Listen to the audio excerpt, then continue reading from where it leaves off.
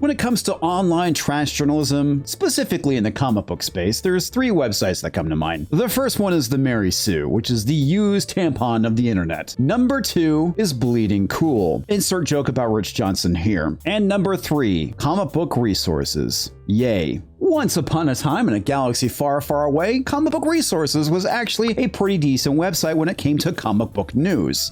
But along came the election of Donald Trump, and then TDS promptly set in. Just like every other online entertainment news outlet. But CBR has a very special place in my heart. Mainly because of Anthony Gramuglia, who obviously blocked me because I used to cover his articles and call out his bullshit. And trust me, Anthony's articles are complete trash, just like the rest of CBR during this time period. It is a moment frozen in time. Peak social justice news was running rampant during this time period, and to a certain extent, it still is. Well, for those websites that don't want to make money, that is. This is how CBR was back in 2019, and this type of article right here really is Anthony's bread and butter. Because if you go and take a look at other outlets that Anthony has written for, it's basically the same crap. Now, because of all of the shakeups that have been happening at CBR, I can't tell you if he still works for the outlet or not, because his last article was August 6th, and it's almost September at this point. And the reason why I bring that up specifically is that there's been a huge shakeup at CBR, mainly because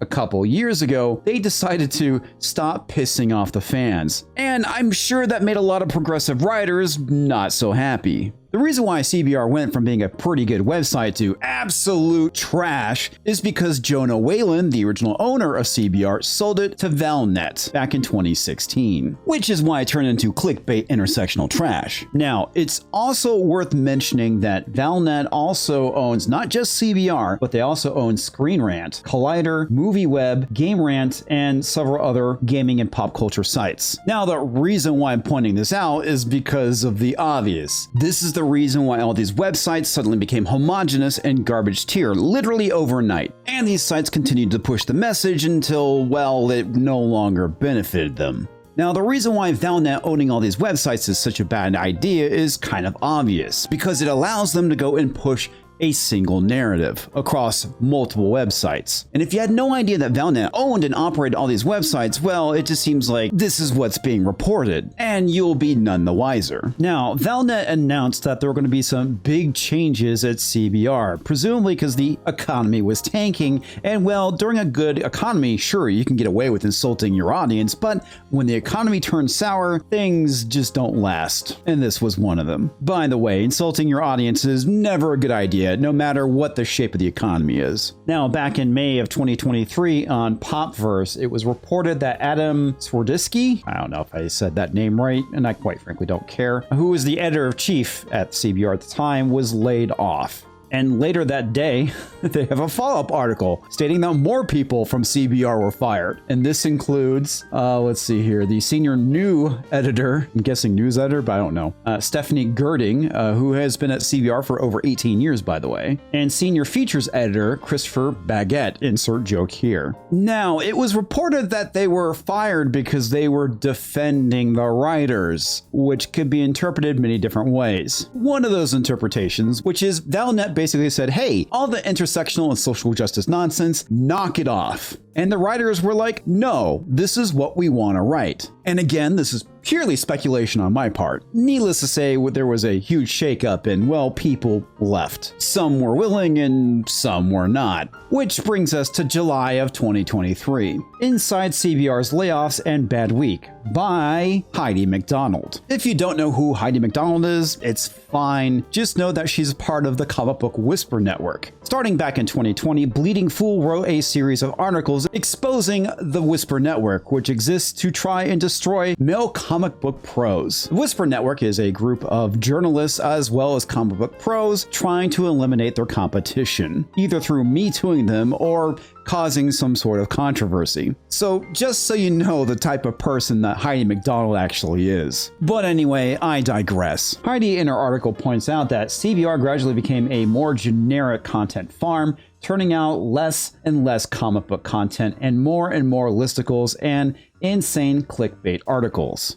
which is a fairly accurate criticism in my opinion. After all, nothing screams clickbait like 2 Spider-Man actors endorse a queer Peter Parker, so why not? Now granted, not all of CBR's articles were as bad as Anthony's, but there's a lot of garbage on their website, there really is. And there is no excuse for articles like that. That's purely there for rage clicks. That's content you should find on the Mary Sue.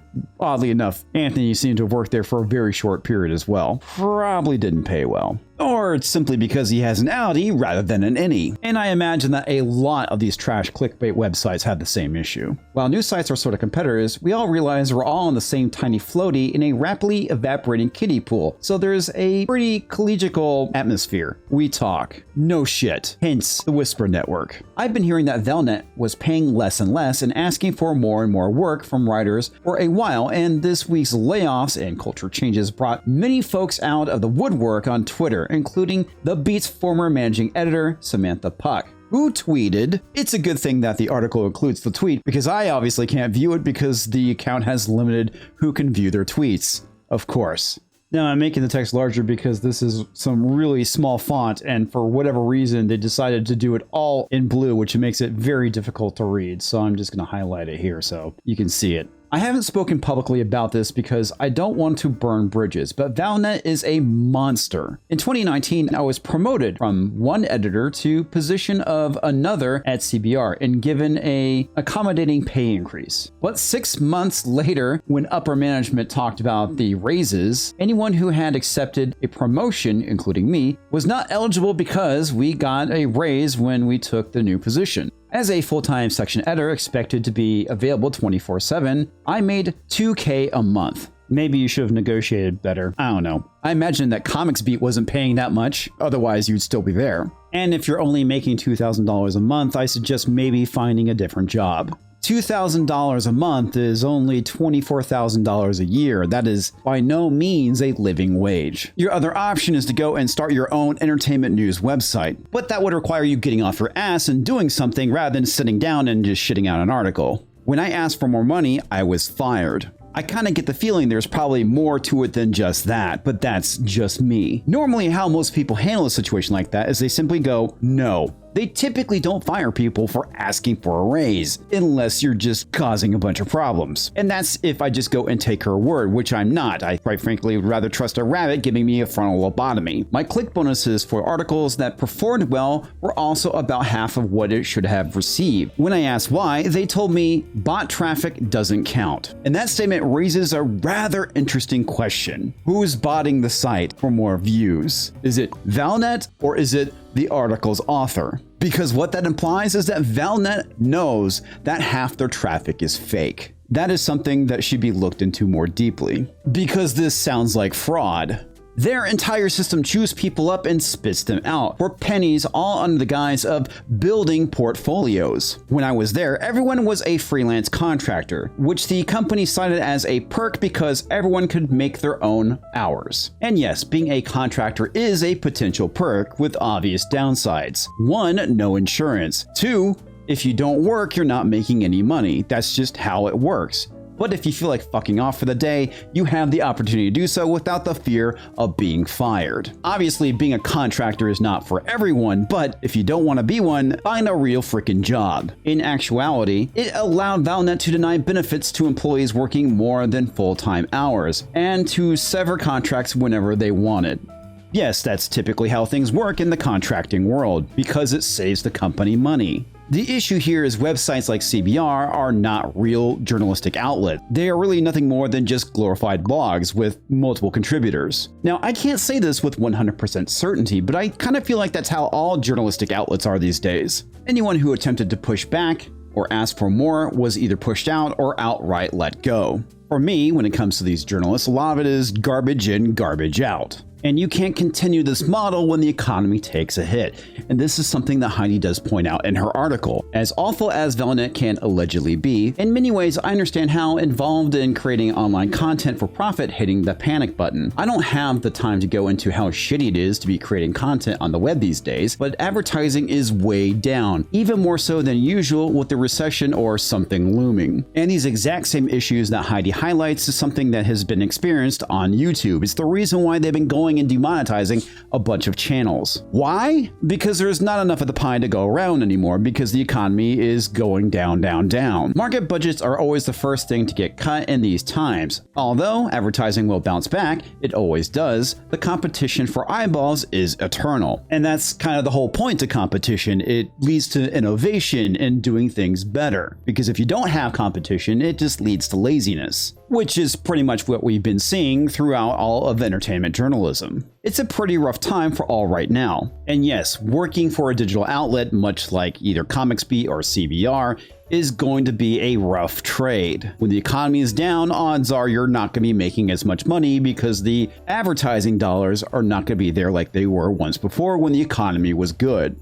This is why you should always try and have a plan B. Even the most stable of positions can find themselves not stable. Now, AI is going to enter into the conversation. The other looming threat is, of course, AI, which can take over the skutworks of human drones, rewriting press releases, making explainers, etc., in a frightfully effective but unverified manner. Now, obviously AI is useful for certain things, like what was pointed out, being able to go and regurgitate a press release. But there's a lot of things that AI is not good for. That being writing articles that actually requires an opinion, doing reviews, and a whole host of other things that does require a human being with an opinion. Sure, you can use AI to go and generate articles, but the only thing you'll be able to do is like top 5 animes of all time or top 10 movies from the 80s.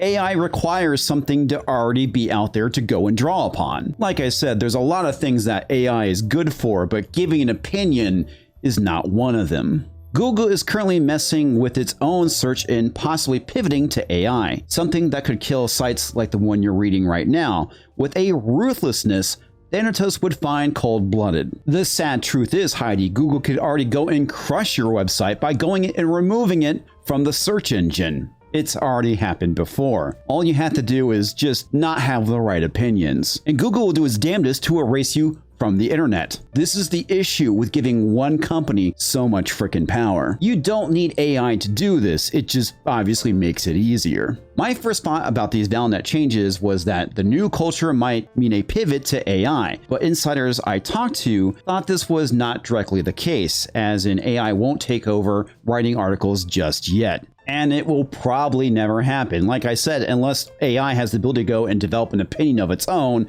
this is never going to happen. Google is still officially against that kind of thing. However, AI might provide other kinds of optimizations and idea generation, which sounds even worse and more generic than PR rewriting, but these are the days of our lives. Now, however, as somebody who has used AI for idea seeding, I have to say that I find it to be quite useful. And like I said, it's not perfect, but if I'm drawing a blank on something and I want to come up with a story idea for my tabletop game, I can use AI to do that for me, and then I flesh out the rest. Is it perfect? No, it's not, but that's where the human element comes in. This is where the spark of creativity comes in, and this is something that AI really cannot do. Now, this finally brings us to August of 2023. This article is from Bounding into Comics and written by Spencer Bakuli. I'm going to go and skip the majority of the article because I don't need to go and rehash what I've just been talking about. Following a quiet July, Valnet would resume their staffing cuts on August 18th, at which time both lead news editors Emily Zogby and editor Math Aro? Spencer, is this another one of your spelling mistakes? No, apparently his name really is Math. That's kind of weird. Oh wait, that's a chick. The site's last 2 editors announced that their positions had been eliminated. After 3 years, I have been let go from CBR, Zogby informed her followers. I started as a weekend news editor and left as the lead news editor. I may have more to say later. I don't know. I obviously have a pre-written statement prepared for this exact scenario, LOL, but I don't want to deal with it right now. After 4 years editing and writing for CBR, my position and department were eliminated by parent company Valnet today in their pivot away from news and towards being a content mill, said Aral in her own statement. They've spent months firing people and restructuring, so it wasn't a huge surprise, but still a blow. In light of both Valnet's further reduction in its editorial team and aroused accusation, many readers began to speculate that CBR was pivoting away from actual news coverage in favor of gaming and ad revenue by vomiting out AI-generated non-articles.